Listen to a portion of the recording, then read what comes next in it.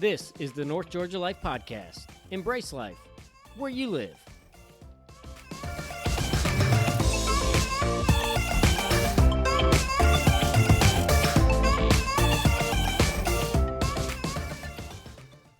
Welcome to the North Georgia Life Podcast. This is Jake, your host, and today's episode we are at Cloudland Canyon State Park. It's a little tricky to say, but what an amazing, absolutely amazing state park this is. For a lot of us, this is kind of outside our normal scope of traveling around in the North Georgia region because it is kind of far away. But if you are looking for a place that is absolutely gorgeous, has a ton of stuff to do for the family, regardless of what your interests are, whether it's mountain biking, frisbee golf, hiking, camping, fishing, I mean, you name it. Tons of other outdoor sports that are super close by that are entirely unique. You talk about a great place for a week getaway, a long weekend. But seriously, if you just look up online and Google or whatever your search browser is, Cloudland Canyon State Park, you'll see a couple pictures and you'll be like, okay, that's all I need to see. I'm going. It is absolutely amazing, and it is a really unique state park. So if you feel like you've been to one or two or three and you've kind of seen them all, you know what they have, I'm telling you, this is a unique park. It has a ton of stuff that many other state parks don't have. Not good or bad, it's just different. And for those of us who like to try new things, like to get out, have new experiences, see more of our community, our North Georgia region, this is a must-visit location. You guys know how to find us online, Facebook, Instagram, North Georgia Life Podcast. You can email us at northgeorgialifepodcast@gmail.com. And again, just want to say thank you for all of you who are sharing this with your friends and neighbors and coworkers. What a great way to start discovering new things in our region that are unique to North Georgia, and many businesses that are locally owned, locally operated, literally our friends, family, neighbors, coworkers that are running these. So with that, we'll get started at Cloudland Canyon State Park. Welcome to the North Georgia Life Podcast. It's Jake, your host, and today's episode is a location that once I saw it on the map, probably about 3, 4, 5 months ago, I was like, we have got to get there in the coming year. We are at Cloudland Canyon State Park, which is in the far kind of northwest side of North Georgia. It is absolutely beautiful. It is worth a drive, even if you're not located right around here. It's a little town called Rising Fawn. We're kind of just south of Chattanooga, very, very kind of far up in the northwest corridor of the state, but absolutely beautiful. There's mountains everywhere. We've just been admiring a lot of the homes and the barn farmhouses and some of the older homes, and then some of the ones that frankly looked like they got dropped out of a movie set somewhere. You know, it's pretty spectacular, some of the homes around here. But this park is almost 3,500 acres and has a lot of things that are unique to, say, quote, normal state parks offer. So we're here today with Brad Gibson, who's the park manager. Brad's going to share with us a little bit of his story and a little bit about the park. This is a destination that you should come at least once to experience all that there is around here. So Brad, thanks for your time. I know you're busy, and it's a Friday afternoon, so we're not going to stay too long. Thank you. Yes, it's a very busy Friday afternoon. Our park is full, as it usually is come the weekend time. Some of our 106 camp spots, probably 99% of them are full tonight. Wow. Tomorrow night will be 100% full with all of our cottages, campsites, yurts, everything we have. This park will be rolling. Wow. We're doing everything we can to obviously keep social distance is on our forefront. Which State Park is like the best place for social distancing. Of course. You go to state parks to be away from other people. It's exactly the point, and that's why we've been encouraging people to still come to the parks. Yeah. We do some small things like, your reservations. We just try and, take them over the phone and kind of get you checked in and to your site without having to see people. Sure. But we're here. Rangers are still, patrolling, coming around, answering questions. doing all the normal ranger things that we get to do. So. Yeah, you were sharing with me before. You've been here about 3 years. Share with us a little bit of your backstory. Are you from this area? So I'm from Miami, Florida. Oh wow. Yes, sir. Okay. I met my wife about 5 years ago. Okay. I've been a recreator most of my life. Okay. Played sports all growing up. Played some baseball in college, a little bit of semi-pro, and I really enjoyed just recreation in general. So I got into lifeguarding because, everybody in South Florida wants to be a lifeguard. There you go. We watched Baywatch way too many times. So I started lifeguarding, started teaching swimming lessons. I was with the village that I worked with, Miami Shores Village, for 24 years. Wow. Started as a lifeguard, swim instructor, became the assistant manager, became the manager, and just kind of did my toll in aquatics and decided that I wanted to do something new. At that time, I just met my wife. She lived in Atlanta. She had the greatest job ever. She was an events coordinator for a missions organization that put on events all around the world. Wow. So I said, all right, Miami, peace out. Yeah. I moved to Tucker, Georgia, Wow. just outside the perimeter. And we got married very shortly after. And I became the aquatics director for Rockdale County, small little county just outside the perimeter also. Stayed there for about a year and a half, almost 2 years, and found being a park ranger. My wife wasn't too excited about me becoming a firefighter. I was just like my childhood dream. Right. So park ranger was one of those things that I had no idea what it was really about. I knew that they toted around guns and kind of kicked you off of lands. So I was like, all right, well, that's not really my mantra. I'm more of an educator. I like teaching. I like doing other things. But I found out that Georgia park rangers don't do that. So they basically at that point were pretty much decommissioned as post officers. Right.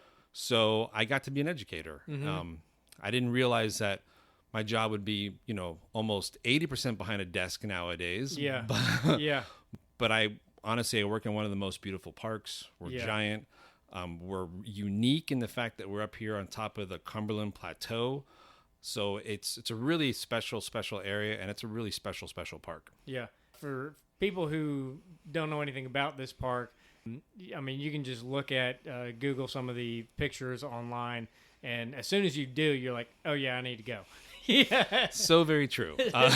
You look at the pictures, you see like our spring and just how floral we are, and you see our fall and how colorful we are with the leaves, and everybody's like, well, I got to get to that place. Yeah. The funny thing is that we have so many people that live within probably 20 to 30 minutes of here that show up for their first time and have lived in the area for like 40 years and just never really knew about us. Yeah.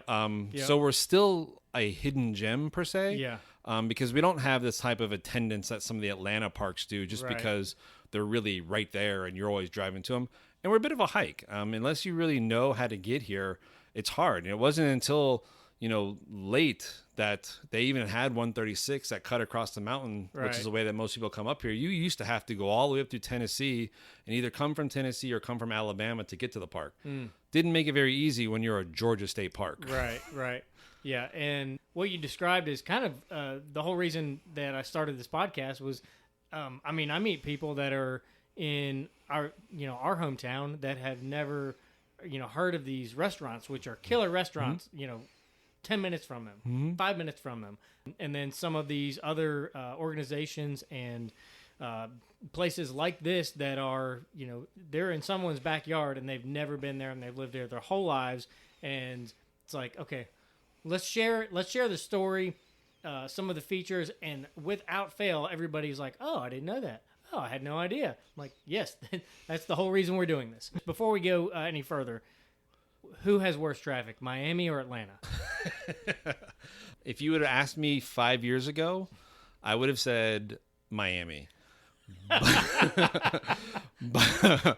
But when I moved to Atlanta and I had a reverse commute, so everybody in Atlanta, covets those reverse commutes.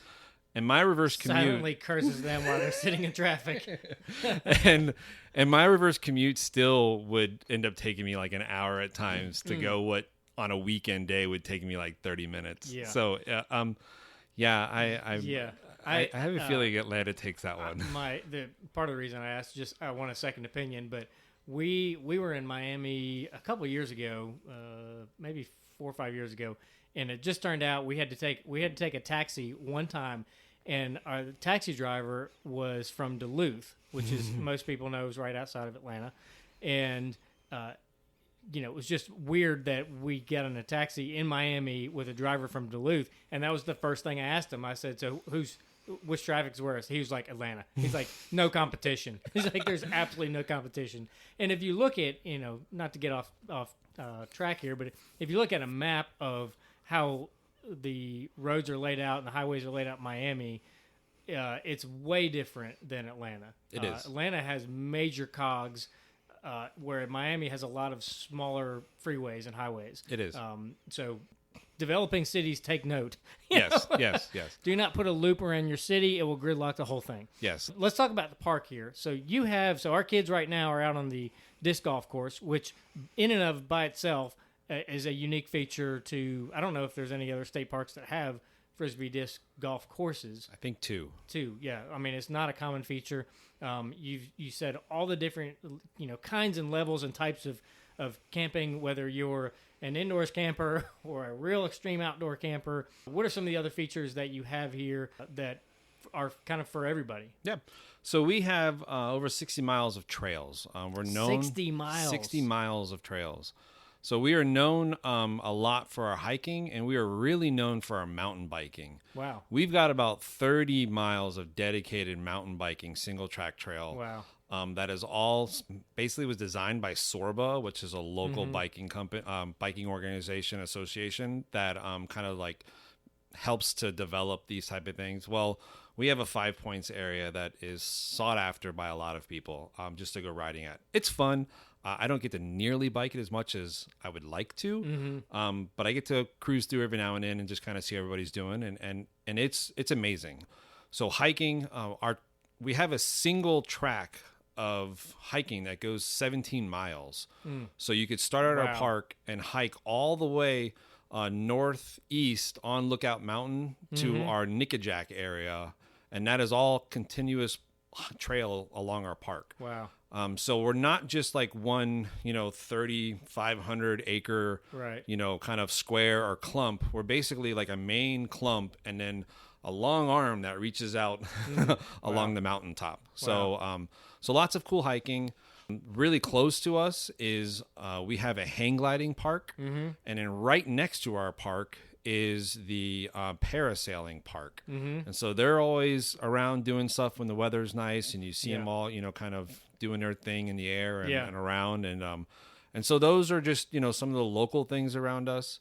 We have a really cool community, Trenton, Georgia. Even though we are in Rising Fawn really is like 25 minutes from here. Yeah. You got to kind of go down the south side of the mountain to get there. If you just headed just to the west of us is where Trenton, Georgia lays. Yeah. And it has a lot of cool little restaurants, a lot of cool little places that we hang out at. We also have our waterfalls. That's what we're known for. Our waterfalls hike is down 650 something steps. Wow. So you're coming back up 650 something steps. We have 2 named waterfalls, but we have probably a good 7 or 8 other waterfalls that are in our park that are seen when it's rain, because most of them are rain driven type waterfalls. But they're all along the area. So we have a little bit of fishing. We have a small little catfish pond, and as long as you're under the age of 16, you don't need a license, and you can just come out and catch catfish. And at the end of the summer, we tell you to keep them and go home and fry them and enjoy them, and yeah. Cool. Just from a life experience, what's your favorite part of the park, or the favorite part of what you do? By far, the people. The people in state parks are amazing. When I first got the job here, and I was interviewed by one of the local newspapers, they asked me like what I could compare it to when I was starting to learn how the people were. And since I'm from Miami, Florida, I used to spend a lot of time in Key West. And Key Westerners and all the people that would inhabit Key West just have a different mentality. They're like really laid back. Yep. They're really chill. They just really love people. And that's really what a lot of this park is about. we just like people. Yeah. And I'm a people person, and I enjoy, having conversations and just kind of seeing what's going on in your life and those type of things. And that's kind of what we try and instill in all of our employees here. But we have great people. Our camp hosts are always talking to you, always welcoming you. My interpretive ranger, he's always, encouraging you to try new things and to explore new things about our park. And there's always so much. Every single day I take my kids hiking, and there's something new that I get to see, even though I've been here for so long and I've been on every trail. Right. I'm always finding something else that's, like, wow, I had never really noticed that feature the last time I did it. And that's the really exciting part about being here. Your interpretive ranger that you said, is that somebody that does guided hikes and things like that, class trips, those sorts of things? Correct. So we have a naturalist that works part-time in our park. He takes care of our interpretive center. And he will help out with class trips. He will help out with the kid that's here driving his parents crazy, and they're pulling their hair out trying to figure out what to do with them because it's raining. And, we have an interpretive center, which has like a nature little setup, has, different little, touch and feel things, other, assorted little trinkets and all that stuff to play with. And then he kind of, gives them games to do, scavenger hunts, those type of stuff around the park. Yeah. Just to keep them interested, keep them exploring, and hopefully keep their parents sane for a few hours. So. Awesome. So your visitor center here is really cool. It's very unique for, I've been now at several of the state parks. This is kind of like the mountain outpost kind of feel. Like it's, I don't know, it has that kind of rustic feel, but then you've got the black bear on the side, on the back wall.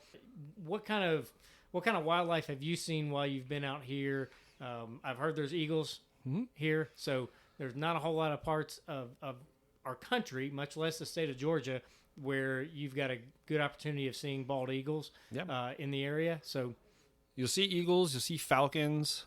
We see black bears. We don't get black bears anywhere near like Fort Mountain and Vogel, where they're just all over the place. They're mostly going to forage through us just looking for food.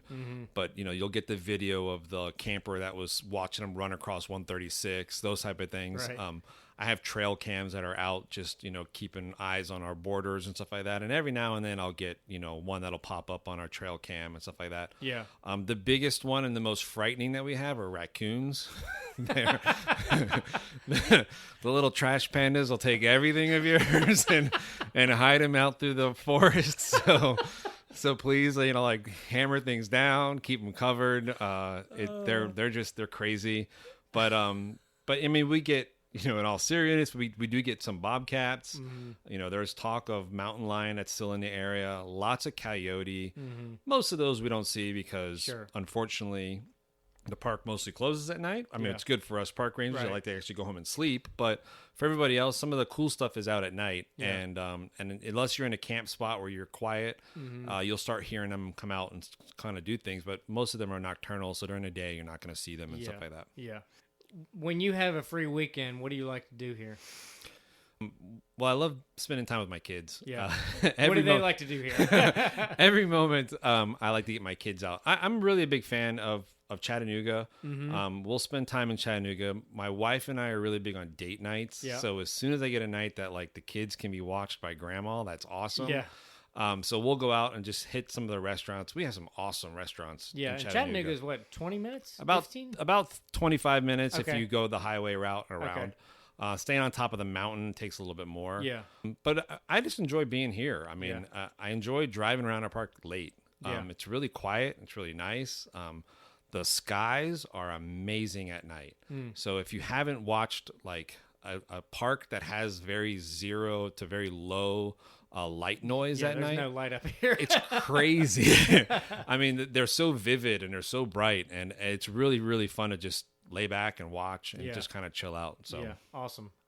I told you there's so many reasons you need to be come up here. So one of the things I like to do before we wrap up every episode is what I call the lightning round, which has nothing to do with anything. It's just a fun question. So today's lightning round question is TomTom.com. So in your opinion, what are the top 3 Tom Cruise movies of all time? The one where he has to replay oh gosh, what's the name? It replays the science fiction thing where they fight the war, and each time he gets a little bit further and further along. It's I never saw that. Repeat, rent, Yes. whatever. That one was crazy good. I never saw that. Go see that one. That's Yes. awesome. Because of my age, and because you know, You don't have to do that to yourself. every kid was obsessed with Top Gun. Yes. Yeah, Yeah. Top Gun is definitely up there. And honestly, I'm a big fan of all the Mission Impossible stuff. Yes. I love those. Yes. Including his cameos in funny movies, Tropic Thunder. I mean, that cameo is one of the best cameos ever. So I don't know if I ever watched that movie. I remember it, but I don't think I ever watched yeah, it. his cameo in that is hysterical. But Awesome. but my favorite one is that science fiction one. They changed the name on it a few times, but it's like where he literally gets killed a lot, and every single time he learns a little bit more and more about this war, and they were able to like kind of keep going and fighting and all that, and it's really interesting. So All right, it's I'm a gonna have to fun. watch. It's a fun watch. Is it like DiCaprio's Inception? You ever see that movie? I did. That movie messed with my head. Yeah. Like, what- No, I it won't need- mess with your head. I need to watch this again. I don't know. I understand. What's real? Right, exactly. No, it's not quite like that. It just is. It's like this endless loop that he keeps himself, almost like a Groundhog's Day. Like Groundhog Day? Yeah, just science fiction Groundhog Day. I gotcha. So he can kind of go a little further and further. Yeah.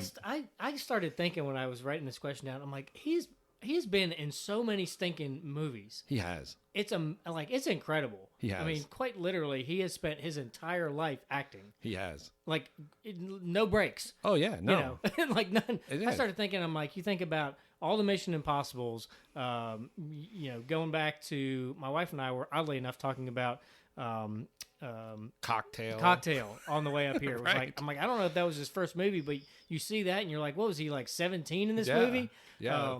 And then Minority Report. Minority That Report was a crazy good movie. Yeah. The Days of Thunder, The Firm. All these movies were so good. The one with his special needs brother. Yes, Rain Man. Rain Man. Oh my that gosh. was amazing. Yes. Agreed. Agreed. Yeah, so we could go on. All right, so let's talk logistics here. Somebody wants to reserve a yurt, a camping spot, a cabin, wants to figure out what they need to do they need to make reservations for other things in the park, frisbee golf, hours of operation, all those sorts of things. How do they find that information out? Best thing to do is to go on your phone, go on your computer to gastateparks.org/Cloudland Canyon. And that will give you to our main launch page. And from there, you can click on a make a reservation button. You can search for all of our miles of trails, look at trail maps. You can look at disc golf. You can see the times we're open.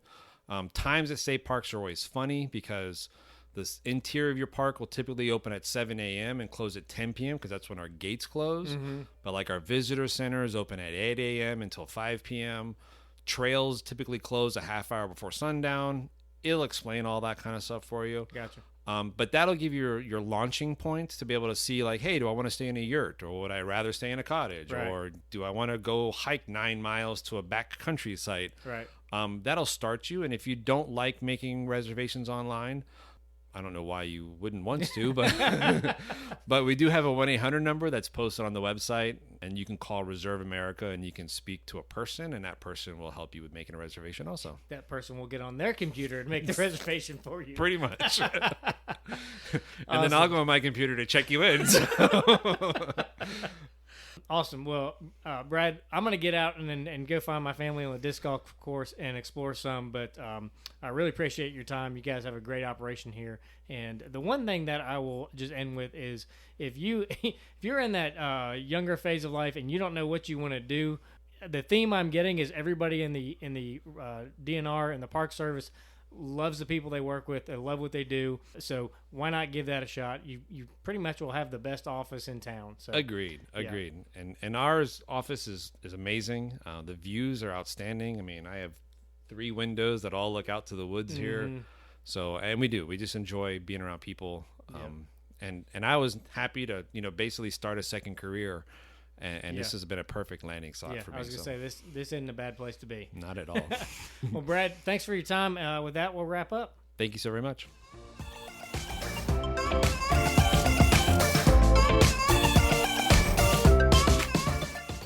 This is the North Georgia Life Podcast. Embrace life where you live.